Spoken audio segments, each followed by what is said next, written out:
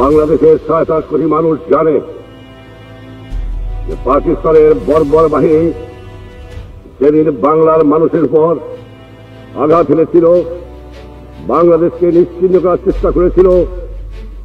সেদিন আমার মনে আছে 25 মার্চ তারিখে এই ঐতিহাসিক পিলখানার উপর তারা আক্রমণ চালায়।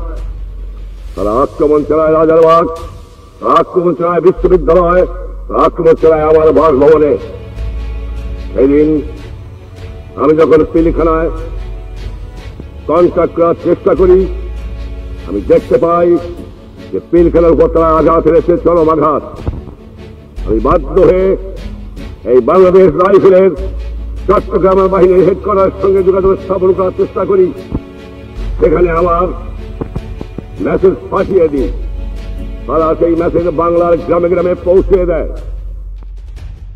Sheikh Mujibur Rahman, the leader of East Pakistan, declared the region an independent republic. মার্কিন TV media ABC news ২৬ March রাতেই তাদের সংবাদে বঙ্গবন্ধুর স্বাধীনতার ঘোষণার কথা উল্লেখ করে। স্পষ্টভাবে বলা হয়, পাকিস্তানে সিভিল ওয়ার শুরু হয়েছে। পশ্চিম পাকিস্তানি বাহিনী পূর্ব পাকিস্তানে যুদ্ধ করতে নেমে পড়েছে। পূর্ব পাকিস্তানের নেতা পূর্বাঞ্চলের স্বাধীনতা ঘোষণা করেছেন। ২৬ মার্চ রাতে ব্রিটিশ গণমাধ্যম বিবিসি, এনডিপি ও পিটিআই বঙ্গবন্ধুর স্বাধীনতা ঘোষণার সংবাদ প্রচার করে।